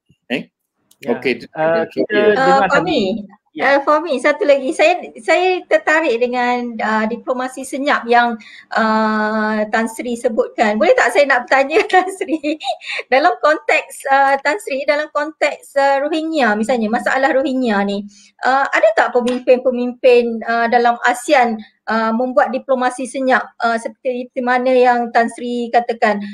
Sebab kita tahu isu Rohingya ini mendapat perhatian Indonesia juga, dan ia adalah satu negara yang mempunyai pengaruh dalam ASEAN itu. Sebagaimana Tan Sri katakan, begitu juga dengan di Thailand. Thailand juga satu kuasa dalam ASEAN, itu adalah kuasa yang mempunyai suara juga dalam ASEAN itu. Begitu juga Malaysia, dan tiga-tiga negara ini ada perkaitan langsung dan tidak langsung dengan Rohingya. Jadi dalam konteks diplomasi senyap tu, Tan Sri, ada atau tidak pemimpin tiga negara ini berbincang mengenai nasib dan perjuangan dalam isu Rohingya ni, Tan Sri? Saya boleh cerita pengalaman saya lah, pasal saya punya peranan selaku seorang diplomat yang melaksanakan sesuatu dengan cara tidak membuat publicity. Itu saya lakukan semasa saya menjadi special envoy OIC, kita berjumpa dengan, saya dapat jumpa semua pemimpin-pemimpin dia dan bincang secara terus terang dengan Myanmar. Tapi kita tak bercerita kepada luar, dan saya pun tak aktif nak nulis buku kenaan dia. Jadi banyak berjumpa. Kita berjumpa Thailand, kita berjumpa Indonesia, kita berjumpa menteri-menteri luar, ya. Macam-macam kita buat senyap aja. Indonesia memang dia punya budaya dan amalan dia ada perkara-perkara yang dia tidak suka dia buat tu, dia suka buat secara orang tidak tahu, kerana tahulah orang Jawa ni dia punya pendekatan dia. Dia punya kehalusan, kelembutan di dalam dia untuk mempengaruhi sesuatu. Macam Menteri Ratno, dia banyak main peranan diplomasi senyap dalam hal Myanmar, dan bila hal Indonesia juga memainkan peranan selain daripada kita, diplomasi senyap soal selatan Thailand. Jadi ini semua memang dilakukan secara ini. Tapi kalau diplomasi senyap, kita nak nulis susah. Ada satu organisasi di mana saya terlibat. Dan kita buat webinar, kita buat perbincangan berkenaan soal Myanmar ke apa. Saya langsung kita bincangkan dan orang-orang yang menjadi ahlinya semua bekas-bekas menteri luar.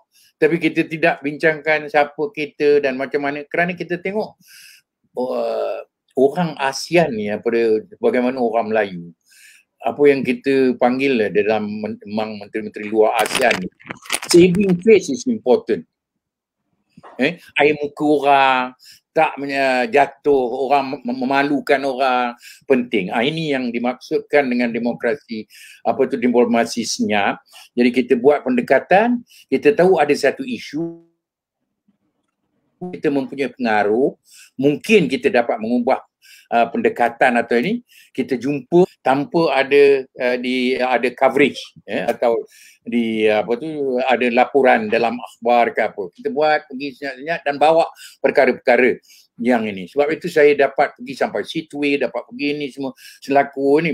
Tapi bila kita dah Malaysia, saya fikir dalam kerajaan yang lalu, dah hentam secara terbuka, bila saya tu jam jadi, saya tak boleh pergi dah ke Myanmar. Jadi itu pentingnya diplomasi senyap. Saya ada lagi satu badan yang saya menjadi ahli, yang panggil Asian Peace and Reconciliation Council, yang beribu pejabat di Thailand.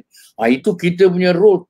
Kita buat macam-macam peranan. Semua dalam keadaan senyap, tak ada publicity, dan kita membuat untuk cuba mempengaruhi situasi persekitaran, dan kita berharap dengan cara itu orang berasa selesa. ASEAN ni salah satu prinsip yang kita selalu kata, dia suka pendekatan step by step, langkah demi langkah, dan dia suka juga pendekatan comfort level, iaitu satu tahap keselesaan yang boleh kita lahirkan untuk mencapai sesuatu persetujuan atau mempengaruhi sesuatu keputusan. Itu yang saya maksudkan, Dr. Lena, dengan diplomasi senyap. It has got a role. It's an important role. Baik, saya juga nak tanya juga perkembangan yang berlaku di Myanmar sejak daripada pimpinan Sang Suu Kyi, walaupun dikritik hebat dalam konteks Rohingya itu sendiri, tapi pembuktian dari segi investment yang masuk, taraf ekonomi kepada hampir 54 juta itu juga ada peningkatan, dan memahami kerencaman kepelbagaian etnik yang ada di Myanmar itu juga menyebabkan beliau mungkin suka politically tadi disebutkan strategi. Dan kita lihat juga bahawa walaupun sebelum ini 1988 disebutkan tadi rampasan kuasa berlaku, adanya pilihan raya pada tahun 1990, tapi untuk tempoh 2 dekad itu berterusan. Walaupun diumumkan ini 1 tahun, tapi kita nak tahu sama ada 1 tahun yang dimaksudkan tu, adakah tentera ni bersedia untuk pergi kepada demokrasi, ataupun memang itu pun sudah berlaku tetapi menggunakan proksi. Jadi macam mana melihat kepada trend yang ada tu, seolah menyebabkan kesukaran untuk kita katakan Myanmar akan berubah, akan kekal status quo. Dr. Azrina, sila komen. Ya, demokrasi yang ada di Myanmar sejak 2011 itu sebenarnya juga tak mungkin berlaku tanpa dukungan tentera sebenarnya, kerana tentera didesak oleh beberapa pihak, pelbagai pihak untuk mereka melakukan reformasi, dan antara usaha yang dilakukan oleh tentera itu sebenarnya adalah menggunakan Aung San Suu Kyi itu sendiri, kerana tentera tahu Aung San Suu Kyi itu adalah seorang yang berpengaruh di pentas antarabangsa dan sebagainya, dan Aung San Suu Kyi itu sendiri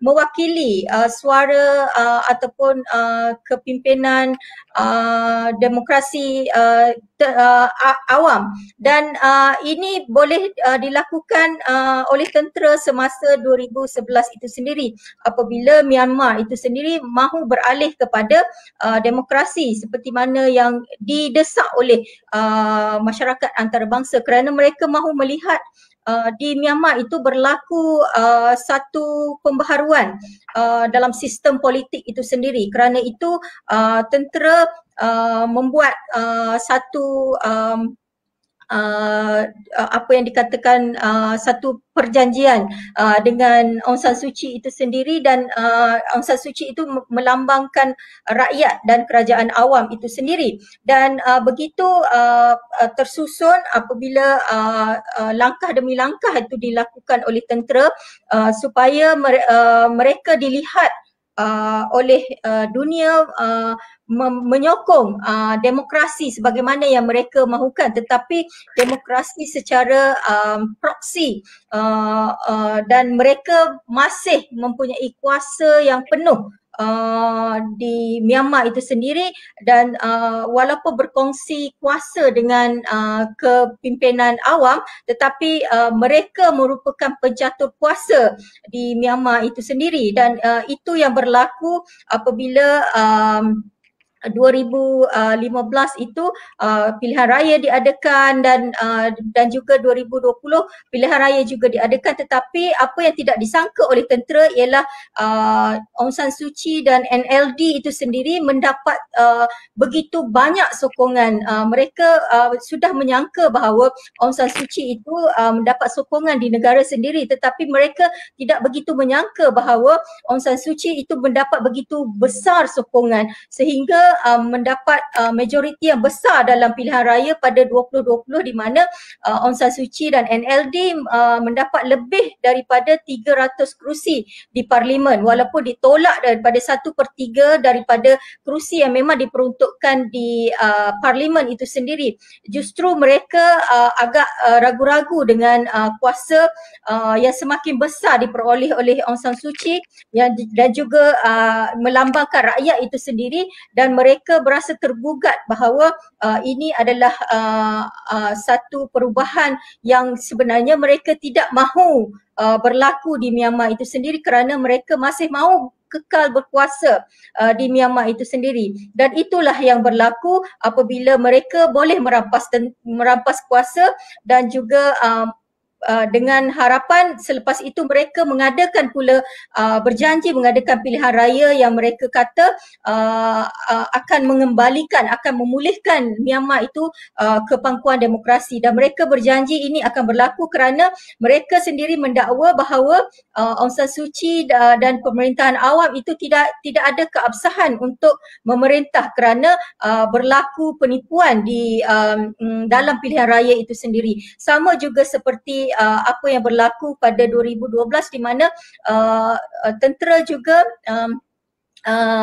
mempertikaikan kemenangan Aung San Suu Kyi itu sendiri, tetapi dengan desakan-desakan oleh masyarakat antarabangsa itu tentera mengembalikan, berusaha untuk mengembalikan Myanmar itu ke demokrasi dengan berjanji dengan Aung San Suu Kyi untuk mengadakan pilihan raya begitu, Fahmi. Tambahan sikit kalau boleh Dr. sentuh berkaitan dengan penglibatan wanita dalam konteks ni, sebab disebutkan tadi Aung San Suu Kyi itu dikenali sebagai tokoh diplomasi wanita, antara wanita Menteri Luar Indonesia, dan Aung San Suu Kyi juga ada kesan dari segi itu. Dan penglibatan wanita dalam konteks ni, bila kita sebut tentang tentera, kudeta, Tat Madau, itu memang imej itu ditonjolkan penguasaan lelaki. Tapi adakah faktor berlakunya empowerment tadi, emansipasi yang ada, yang berlaku dalam tempoh 5 tahun ke depan ini menyebabkan tentera merasa tercabar apabila rakyat semakin tercelik. Dalam keadaan sekarang ni walaupun kita sebut ada banyak kita kata himpunan-himpunan yang dilakukan di bandar-bandar utama, rakyat yang di rumah hanya mengetuk kuali. So, ada satu tindakan yang bersifat oposisi yang secara tak langsung kita katakan bahawa elemen demokrasi itu telah ada dan wujud dalam kalangan rakyat. Saya kira apa yang berlaku sekarang berbeza dengan apa yang berlaku semasa 1962 dan 1988, di mana pada era ini, pada tahun 2021 ini, social media misalnya Facebook, IG dan Twitter dan sebagainya merupakan satu medium utama untuk para penyokong Aung San Suu Kyi itu sendiri bangun dan bangkit untuk menentang apa yang sudah berlaku di Myanmar itu sendiri. Walaupun tentera bertindak untuk menutup FB, menyekat akses internet dan sebagainya, tetapi mereka yang younger generation ini mempunyai suatu kecerdikan yang agak luar biasa, yang menggunakan internet dan komunikasi ini untuk memanggil penyokong-penyokong ke jalanan dan memberi tekanan kepada tentera supaya boleh membuat satu perubahan yang mereka fikir boleh berganding bahu bersama untuk memberi perubahan kepada apa yang berlaku di Myanmar itu sendiri. Dan Aung San Suu Kyi ini jangan dilupakan, beliau mempunyai banyak penyokong di media sosial itu sendiri, dan beliau mengembeling sokongan dan sebagainya untuk turut sama younger generation ini untuk turut sama memarakkan lagi tekanan kepada tentera supaya apa yang berlaku pada 1 Februari itu boleh berubah dan mereka boleh dibebaskan. Beberapa pemimpin NLD dan Aung San Suu Kyi itu sendiri boleh dibebaskan, Fahmi. Tan Sri, kalau boleh komen sikit berkaitan dengan proksi tentera, dia ada parti dia sendiri. Orang tahulah ini parti tentera. Pada masa sama juga elemen-elemen penting dalam strata ekonomi baik di peringkat agensi, kementerian sebagainya itu memang dikuasai oleh tentera pun. Saya nak tahu tentang status quo ni, walaupun dibuat election ke memang akan tetap sama. Jadi macam mana yang Tasri nampak disebutkan tadi, kalau di Thailand tu tukar baju Jadi kalau Thailand tu ada raja, jadi pertahankan raja tu sebab tentera yang protect. Sekarang ni dalam konteks Myanmar ni tidak ada raja tapi dia ada dua parallel ada wakil presiden barangkali memang datang daripada kuasa tentera, dan kementerian-kementerian utama pun memang dia orang pegang. Jadi macam mana nak kalau Aung San Suu Kyi tak boleh, siapa yang kita harapkan? Ataupun Aung San Suu Kyi dalam tempoh selepas 1 tahun ni dah tak valid lagi dalam konteks ni? Saya fikir buat masa sekarang Aung San Suu Kyi akan terus valid lah, pasal mereka tidak mempunyai pimpinan yang lain. Tapi yang bezanya pada kali ini, kalau kita bandingkan Ne Win punya tahun 1982 atau kita tengok 1988 yang Saffron, pada masa itu dia punya cyber revolution or social media revolution is not so strong. Pada masa ini banyak constraint yang mereka tidak dapat lakukan walaupun mereka menguasai ekonomi. Semua ekonomi keluarga orang itu, syarikat-syarikat semua dikuasai oleh tentera atau orang daripada tentera. Tapi mereka tidak dapat mempengaruhi pengundi. Itu yang membangkitkan ini. Dan bila nak dalam parlimen yang mula-mula pada 1 hari bulan patut bersidang, ada yang mungkin mereka anggap apa yang dikendaki Aung San Suu Kyi, dengan ingat tak yang pakar perlembagaan yang Muslim tu yang kena bunuh tu, siapa nama dia? Yang dia ada pindaan perlembagaan yang dia buat yang akan mengurangkan kuasa tentera, yang akan menentukan pihak pengundi menjadi penentu, rakyat menjadi penentu. Aung San Suu Kyi ada menyuarakan, oleh kerana dia dapat landslide punya kemenangan yang begitu tinggi, dia hendak ada perubahan ketenteraan. ada perubahan dalam perlembagaan. Dia nak pindah perlembagaan tu, mungkin itu saya tak tahu apa dia punya tu. Tentera berasa mereka mesti mencari masalah, dan mereka mencari masalah dengan mengatakan ada penipuan. Itu yang masalah yang paling valid untuk mempengaruhi. Tapi sekarang dia tak dapat sekat dah. Social media dia tak dapat sekat. Internet dia tak dapat sekat. Jadi macam mana dia nak buat itu? Jadi dia tidak boleh bertindak selia ke atas rakyat Myanmar sebagaimana berlaku pada masa yang lampau. Oleh itu dia akan berhati-hati. Sebab itu saya fikir pengaruh antarabangsa dan rantau amat penting sekarang. Kita tidak boleh direct confront. Yang saya tahu, saya ingat Ibu Ratno pernah bila saya berbual dengan dia bercakap dengan saya, Pak Hamid, ini orang Myanmar ni, dia tidak suka kalau kita confront, atau kita keras-keras bercakap tadi. Jadi kita kena menggunakan pendekatan yang boleh, yang lembut, yang tidak nampak dia dipaksa atau tidak nampak dia desak. Jadi inilah yang saya fikir boleh memainkan peranan. Dan setahun ni tak lama. Tapi soalnya Aung San Suu Kyi punya suara untuk demonstrasi ni akan berterusan. Dan di dalam dan mungkin kalau dalam mini summit ni dia yang kumpulan bersama ni, mungkin dalam mini summit ni boleh diadakan perbincangan-perbincangan macam mana nak buat pendekatan supaya dapat membantu untuk sekurang-kurangnya kalau dia nak ambil kuasa pun pada saya lah buat masa ni, yang paling utama sekali ialah kata dia nak memulihkan demokrasi untuk membebaskan orang-orang yang ditahan sekarang, Aung San Suu Kyi dan kumpulan-kumpulannya, presiden dia dan beberapa orang politik tu dia bebaskan.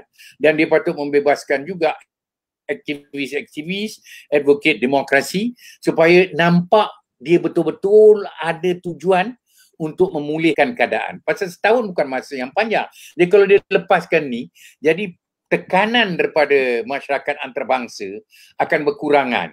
Tapi saya tengok Min Aung Hlaing ni, dia takut dia, kalau kita tengok kes-kes yang baru ni, dia takut dituduh oleh di mahkamah ICT tau, International ITC, National Tribunal Court ni, the Criminal ICT, International Criminal Tribunal, atau ICJ punya tu, keputusan ICJ mereka kena buat laporan 6 bulan dan laporan itu dah patut dibentangkan pada balik macam mana mereka punya treatment terhadap kumpulan minoriti dan Rohingya. Jadi ini semua memberi mereka masa dalam keadaan ketidaktertentuan. Jadi di masa yang sama ini peluang yang terbaik untuk adakan mini summit dan bincangkan perkara-perkara pendekatan, bagaimana kita dapat approach dengan secara diplomasi, dengan cara yang baik, dan at the same time memberikan, saya fikir yang paling penting ialah memberikan keyakinan kepada masyarakat Rohingya. Walaupun dalam suasana yang begini, kita tidak lupakan kedudukan masyarakat Rohingya ni. Dan saya juga berharap supaya OIC dapat memainkan peranan. Pasal apa banyak orang ingat OIC tak main. Yang sebenarnya saya banyak buat research untuk OIC dan ASEAN. I think OIC plays a better role than ASEAN. Walaupun kita banyak condemn ni kan. So jadi kita berharap akan kembali kesedaran bahawa ini tidak akan mendatangkan impak positif. Oleh kerana Myanmar adalah sebuah negara yang kaya, dan dia menarik pelabur-pelabur, dia ada semua hasil maksum dia, bumi dia cukup kaya dengan macam-macam. Jadi dengan kekayaan yang dia ada, lebih baik dia menggunakan suasana dan persekitaran yang investment conducive, yang betul-betul memihak kepada orang akan terus melabur dan tidak menarik diri bagi terus memajukan Myanmar, dan Myanmar boleh disuburkan demokrasi dia, meminjam perkataan kesuburan dalam demokrasi untuk menyuburkan demokrasi dia. Dan mungkin cara terbaik ialah ASEAN dan UN bekerjasama di bawa dan pendekatan untuk berunding dengan Myanmar, yang jalan yang dia ambil melalui rampasan kuasa bukan jalan terbaik dan mempunyai kesan negatif kepada masa depan Myanmar. Baik, menarik juga disebutkan Fahmi, tadi. saya nak tambah Aha. satu lagi. Sebenarnya apa yang dikatakan oleh Tan Sri itu sebenarnya dalam tempoh setahun ini sebenarnya saya tidak fikir tentera akan membebaskan Aung San Suu Kyi kerana beberapa hari selepas Aung San Suu Kyi ditahan, polis Myanmar ni mendakwa pemimpin negara itu Aung San Suu Kyi memiliki beberapa barangan import tidak sah. Seperti walkie-talkie di rumahnya, dan itu membenarkan polis untuk menahannya secara sah sehingga 15 Februari dan saya kira dalam tempoh setahun ini tentera akan berusaha juga sedaya upaya untuk tidak membebaskan Aung San Suu Kyi kerana saya fikir dalam tempoh setahun ini mereka akan meneruskan agenda mereka iaitu mahu memulihkan demokrasi itu di Myanmar tetap mengikut acuan mereka iaitu mereka merancang seperti mana yang mereka mahukan di Myanmar itu sendiri iaitu mengadakan pilihan raya yang mereka boleh jamin adil dan tidak berlaku penipuan, tetapi itu yang mereka akan adakan dalam tempoh setahun ini. Dan pada masa yang sama saya tidak fikir tentera ataupun pihak berkuasa di Myanmar itu akan membebaskan Aung San Suu Kyi dan beberapa pemimpin NLD kerana sudah ada rancangan untuk mendakwa Aung San Suu Kyi dan pemimpin-pemimpin kanan ini dengan dakwaan tertentu yang boleh jika disabitkan kesalahan boleh menyebabkan Aung San Suu Kyi dan pemimpin kanan ini berada dalam tahanan yang sebenar untuk tempoh yang lebih daripada setahun. Begitu, Fahmi. Boleh saya tambah sikit Fahmi. Berkenaan ini kan, kita punya pendekatan oleh kerana kita nak mencari rumusan. Kalau kita katakan bahawa Aung San Suu Kyi dan dia punya pasukan tidak akan dibebaskan, mungkin itu pendekatan tentera. Tapi dari segi kita punya agenda untuk mempengaruhi mereka, mesti ini menjadi satu agenda desakan kita terhadap ini tentera. Dia punya walkie-talkie ni semua, orang ketawa bila you tuduh seorang pemimpin negara dia atas memilikan walkie-talkie. Jadi dia, it's not a credible, it's not a serious. Kalau karut sikit lah Tan Sri. Dia karut, betul-betul karut. Jadi akhirnya orang kata ridiculous for such senior general untuk membawa tentera, untuk membawa tuduhan ini untuk menahan orang dan seorang pemimpin politik yang mempunyai profil rantau dan antarabangsa. Jadi saya fikir dia tak nak atau dia nak bebaskan itu tidak penting, tapi dia mesti menjadi agenda kita merangkap masyarakat antarabangsa dan juga rantau untuk menggunakan ini sebagai satu alasan untuk memulihkan demokrasi di situ mengikut keputusan pilihan raya pada bulan November yang lalu. Itu jadi saya fikir penting. Jangan kita give up. Kalau kita give up, dia tak nak tentera have got a tendency to extend. I think Thailand berapa lama dia extend until dia memanjangkan dia punya tempoh untuk menyediakan dia punya perlembagaan. Ini pun tak mungkin dia akan tak memanjangkan, tapi biar kita tidak mengikut dia punya rentak, kita mengikut rentak yang kita ada. Dan saya berharap ASEAN dapat mengadakan mini summit dan mengadakan perjumpaan secara serius di antara menteri-menteri luar dia untuk bincangkan apa jalan dan cara yang terbaik untuk kita mempengaruhi suasana dan untuk mempengaruhi pihak tentera untuk lebih rasional di dalam tindakan mereka untuk memulihkan suasana demokrasi di sana. Ya, menarik sangat perbincangan kita pada malam ni. Sebenarnya kalau kita nak melihat skop itu memang besar dan apa yang saya cuba tekankan tadi adalah berkaitan dengan tindakan yang bersifat praktikal dan diplomatik dalam konteks apa yang kita boleh bawa dan kita usulkan. Apa yang tadi sebutkan tentang pembunuhan Koni, peguam Muslim yang dibunuh di Yangon dengan terbang setelah balik pada Jakarta tu mengingatkan saya tentang peranan beliau sendiri mengangkat Aung San Suu Kyi itu sebagai pemimpin yang dinafikan dari segi perlembagaan sebab berkahwin dengan orang bukan warga negara. Tapi satu sisi lain, kalau tak bincang isu ni pun saya fikir agak lompong juga sebab constitution di Myanmar ni satu perkara yang penting. Constitution ini yang digunakan sebenarnya untuk mereka mulakan sesuatu, untuk mereka vetokan ataupun mereka nyahkan saja presiden tu dan mereka boleh mengambil alih. Constitution juga dijadikan sebagai asbab utama untuk mereka mengisytiharkan darurat.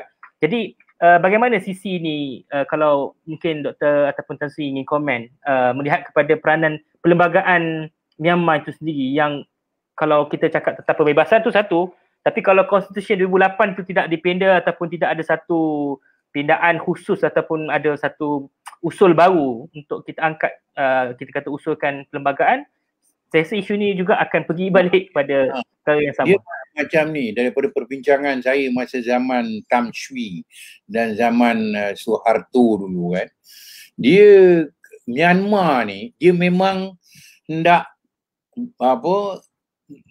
beralih kepada sistem demokrasi. Tapi di masa yang sama dia mahu tahu masa depan tentera.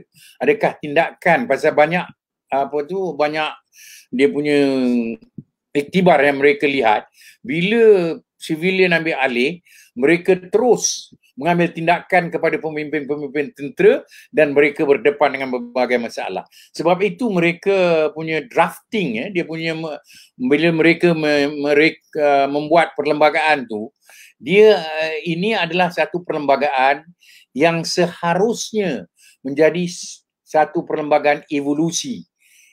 Tentera akan beralih kepada menjadi civilian macam Indonesia. Dia banyak ambil contoh daripada Indonesia.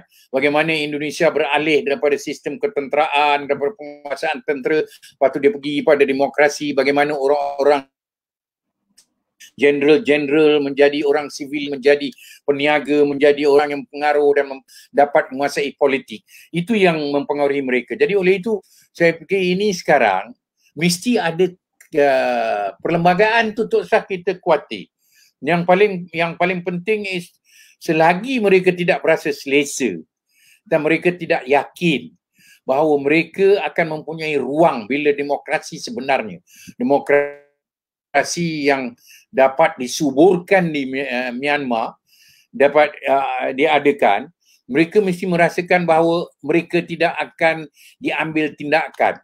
Ini yang paling. Jadi terpulang kepada kumpulan orang civilian ni, politician di Myanmar, untuk bawa mereka sama. Akhirnya dia tahu dia punya kedudukan dan kuasanya tidak dapat dipertahankan untuk selama-lamanya.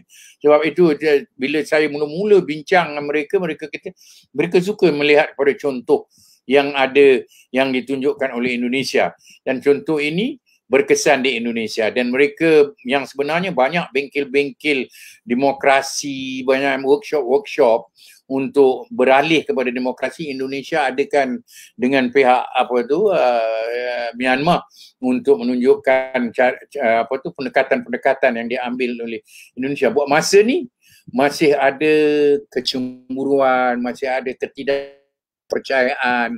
Jadi ini yang perlu kita atasi. Saya tidak khawatir berkenaan perlembagaan. Kalau kita dapat menanamkan semangat yang sebenar kepada tentera, mereka nak berkuasa sebagai sebagai civilian, mereka kena buka uniform dan mereka kena beralih, buka uniform betul-betul lah, dan mereka kena ambil yang kuasa veto dia. Actually dia ada kuasa veto dalam tu. Kuasa veto tu kena dipadamkan akhirnya. Tapi proses tu mesti berjalan secara perlahan dan meyakinkan. Ini boleh dimainkan melalui desakan ekonomi dan pendekatan-pendekatan antarabangsa. So saya punya pandangan lah. Nampak kaitan Indonesia dan Myanmar tu begitu kuat lah. Tak mustahil bila viral juga tentang lagu lagu Ampun Bang Jogo Saya pun first time dengar bila tengok dia boleh buat aerobik pula depan-depan tentera dekat dataran tu Jadi orang Indonesia dia tangkap lah benda tu, tapi kita rasa memang ada kaitan yang kuat berkaitan dengan tapi model Indonesia tu dalam konteks apa yang Tan Sri sebutkan tadi, saya fikir menarik juga untuk kita lihat ke depan, untuk masa depan Myanmar itu sendiri. Jadi sebenarnya kita telah hampir 1.5 jam perbincangan kita, terasa sekejap walaupun saya rasa banyak juga yang kita sentuh. Saya bagi ruang kepada kedua-dua panel untuk beri konklusi dan juga apa way forward dalam isu ini. Dan nanti akhirnya saya bagi ruang juga sikit pada Presiden yang saya ingat aluan je dia ada, tapi dia ikut sampai habis. Jadi kita dengar sikit rumusan juga daripada Saudara Presiden selepas ni. Jadi saya mulakan dulu dengan Dr. Azlina untuk rumusan kita. Okey, bagi saya topik ini demokrasi mati di Myanmar sebenarnya satu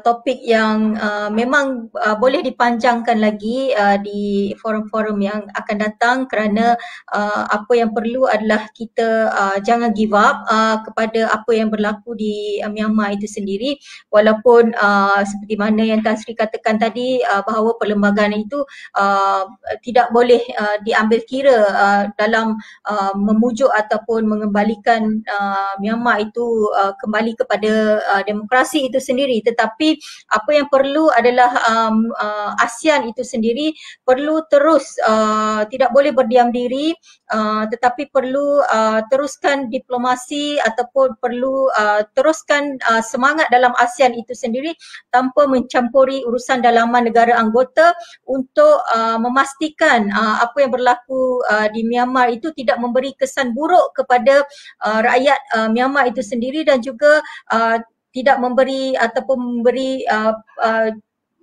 tidak menjejaskan hubungan ekonomi dan hubungan dua hala yang sudah terjalin sekian lama di dalam ASEAN dan juga antara negara-negara dalam anggota ASEAN itu sendiri.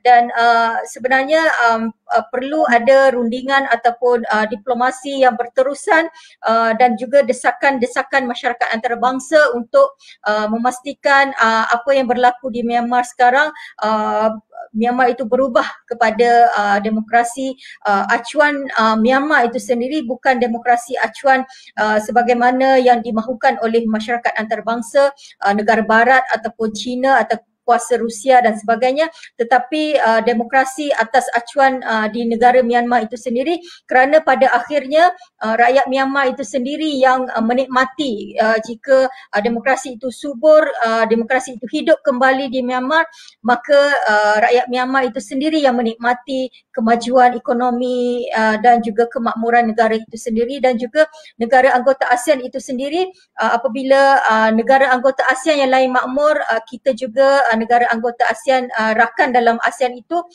boleh menikmati kemakmuran dan juga kesejahteraan hasil daripada apa yang diperjuangkan oleh Myanmar itu sendiri, Fahmi. Terima kasih Dr. Azlina. Saya teruskan kepada Tan Sri untuk rumusan perbincangan kita. Silakan. Saya nak cakap, terima kasih Saudara Fahmi. Saya terima kasih kepada Saudara Faizal, Presiden Abim, kerana dia tak tinggalkan kita punya perbincangan. Dia macam ni. Saya punya pandangan, tema ni, demokrasi mati di Myanmar, apakah ASEAN terus berdiam diri, patut disambung dalam pelbagai sudut. Pasal dia adalah satu tema yang provokatif dan dia boleh dibincangkan dalam pelbagai sudut, dan sama ada dalam konteks rantau kita atau dalam konteks antarabangsa, sama ada dalam konteks politik, ekonomi, ketenteraan ataupun dalam konteks alam sekitar.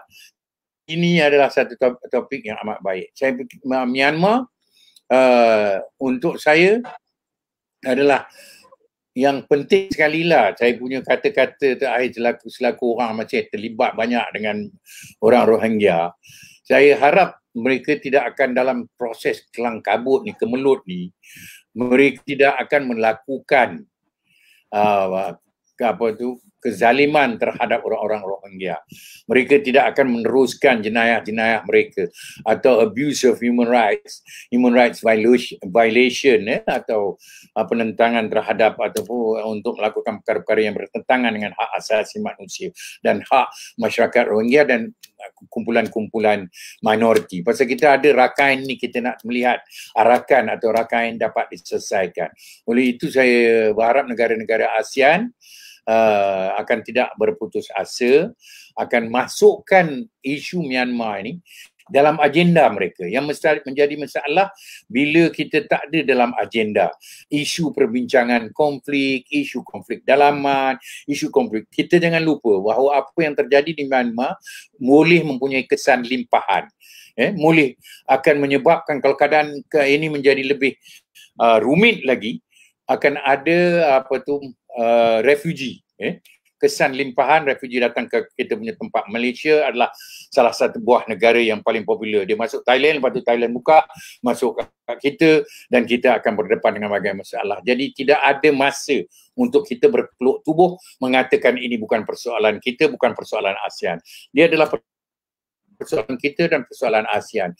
Dia punya masa depan mempunyai hubungan dan yang rapat dan berkaitan dengan kita. Oleh itu, kita perlu bersama-sama mencari satu jalan penyelesaian yang akan menguntungkan semua pihak negara Myanmar dan menguntungkan ASEAN sebagai sebuah organisasi yang dihormati, yang berjaya dan berkesan untuk melahirkan keamanan sejagat dan juga keamanan di rantau kita. Jadi terima kasih banyak. Terima kasih Tan Sri. Saya juga ingat, saya tak pasti mungkin Tan Sri dah biasa juga. Kadang-kadang bila kita hadir dalam mana-mana konferensi antarabangsa, mana-mana persidangan yang dihadiri oleh wakilan rakan-rakan kita daripada Myanmar, maksudnya Myanmar bukan Muslim maksudnya. Bila kita sebut istilah Rohingya itu sendiri, dia dah boykot, dia keluar, dia tak terlibat, dia tak nak langsung istilahnya berada dalam situ. Maksudnya kalau nak bercakap tentang isu demokrasi kudeta satu hal. Jadi kalau kita bawa agenda Rohingya pada masa sama dalam konteks ini, barangkali mungkin tak ada wakil dia orang datang dalam mini conference nanti. Jadi ini mungkinlah sebut tadi saya sebut, maksudnya isu ni panjang, pengalaman tersendiri dan kita juga sebahagian daripada penggerak masyarakat sivil bila berhadapan dengan isu ni juga menyatakan, menyuarakan pandangan dan isu yang sensitif, terutamanya Rohingya ni memang agak suka berhadapan dengan isu seperti mana yang disebutkan tadi. Jadi saya beri ruang kepada Saudara Faisal untuk rumusan pembukaan dan ditutup oleh Saudara Faisal. Silakan. Baik, terima kasih Saudara Fahmi yang simulakan Tan Sri dan juga Tan Zlina. Saya banyak belajar ini kira menadah kitab secara online ni tentang isu di rantau Asia Tenggara. Yang mana juga terima kasih juga kepada Dr. Azlina dan Tan Sri menjawab banyak persoalan-persoalan yang saya fikir dalam minda kita, termasuk yang tadi kita bincang tentang mini summit. Sebenarnya ia adalah suatu mungkin secara konvensional lah kita buat mini summit ataupun diplomasi senyap. Bermaksud kita tidak berdiam diri tapi kita bertindak dengan cara kita untuk memastikan berlakunya kestabilan di rantau Asia Tenggara. Walau bagaimanapun saya fikir untuk akhir kita harus optimistik kerana yang paling penting yang juga yang tadi kita sebut tentang flawed demokrasi.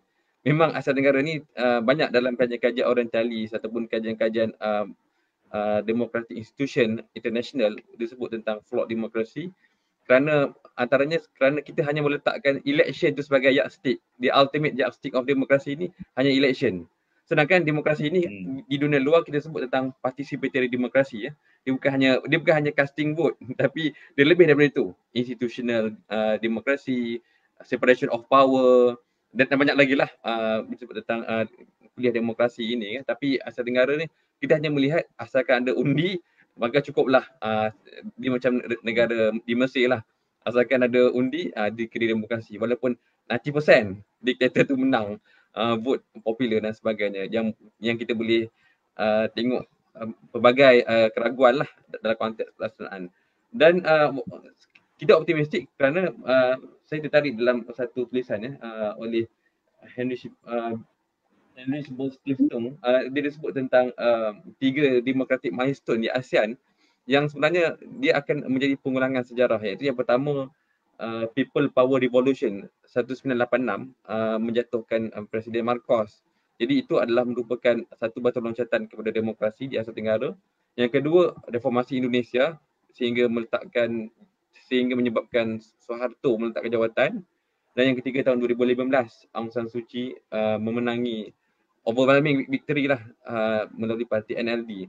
Dan walaupun kita faham melihat bagaimana tidak ada sustainability, tetapi setidak-tidaknya Indonesia berjaya sehingga hari inilah selepas kejutan Soeharto sustain dalam konteks demokrasi dan mungkin menjadi contoh pelaksanaan demokrasi yang lebih menyeluruh. Dan menyentuh juga sikit tentang isu penguatkuasaan United Nations, mungkin mahkamah ICC dan sebagainya. Selain daripada sanction, economic sanction daripada kuasa-kuasa barat, saya fikir melalui beberapa presiden cases kita sebenarnya melihat ada positif dalam masa akan datang, progressive decision daripada International Criminal Court sebagai contoh dalam isu ini. Yang pertama, provisional measures, kes yang dibawa oleh Gambia, bila mana setidak-tidaknya mahkamah ICC mengeluarkan provisional measures, bermaksud mereka sudah berani untuk menegakkan keadilan kepada Rohingya di Myanmar. Dan yang kedua, mungkin saya nak sentuh juga Jumaat lepas, bila mana majoriti hakim dalam ICC juga mengeluarkan satu keputusan bahawa ICC mempunyai bidang kuasa untuk mengadili kes Palestin, kes pendudukan haram di beberapa wilayah di tebing barat dan sebagainya. Dan alhamdulillah ABIM juga ada keluarkan kenyataan kerana ini adalah suatu keputusan yang berani, walaupun Israel tidak menandatangani Rome Statute, tetapi Israel diwajibkan untuk mematuhi hak Palestin yang sebagai sebuah negara yang meratifikasi Rome Statute untuk mendapatkan hak dia. Dan ini satu perkembangan yang baik, khususnya untuk Malaysia, sebab dia adalah merupakan suatu mekanisme untuk menguatkuasakan UN Security Council Resolution 2334. Kerana apa saya sebut? Sebab waktu itu Malaysia merupakan non-independent member, jadi kita ada saham di situ 2334. Waktu tu seingat saya Datuk Hanif Ahmad sebagai Menteri Luar. Jadi moving forward, insyaAllah kita harus sentiasa optimistik. Dan juga dalam konteks demokrasi di Myanmar, dengan yang juga sebut, doktor juga sebut internet dan sebagainya, rakyat semakin cerdik, semakin berani bersuara menentang kediktatoran dan juga mungkin salah guna kuasa oleh kuasa-kuasa di Asia Tenggara. Terima kasih, itu saja. Assalamualaikum warahmatullahi wabarakatuh. Assalamualaikum. Terima kasih. Saya ucapkan kepada saudara Faisal, juga perspektif yang Faisal berikan tadi juga sebenarnya ada satu nilai tambah dan poin juga sebenarnya dalam perbincangan kita pada malam ni. InsyaAllah mungkin susulan kita untuk perbincangan seperti ini kita akan terus perhebatkan insyaAllah. Saya ingat mungkin bukan yang pertama ni, Sri juga mungkin pernah bersama-sama kita sebelum ni fizikal, tapi untuk secara online mungkin ini bukan yang terakhir. InsyaAllah sama juga dengan Dr. Azrina, mungkin kita boleh adakan pertemuan-pertemuan dan juga perbincangan secara berkala dalam isu-isu yang lebih dekat dengan kita dan untuk isu yang lain insyaAllah. Saya ucapkan terima kasih juga kepada para penonton dan mereka yang terus mengikuti daripada awal sehinggalah hampir 2 jam perbincangan kita pada malam ini. Mungkin yang boleh ikutinya dalam siaran yang seterusnya, kita akan masukkan dalam page Angkatan Bilik Islam Malaysia ABIM. Dan untuk makluman Tan Sri dan juga Dr. Azrina juga, tahun ini adalah merupakan tahun ke-50 tahun penubuhan Angkatan Bilik Islam Malaysia daripada tahun 1971 hingga sekarang 2021. Jadi terima kasih pada semua. Assalamualaikum. Kita jumpa lagi untuk sesi dan juga slot yang akan datang dalam siri ABIM Global Forum. Assalamualaikum.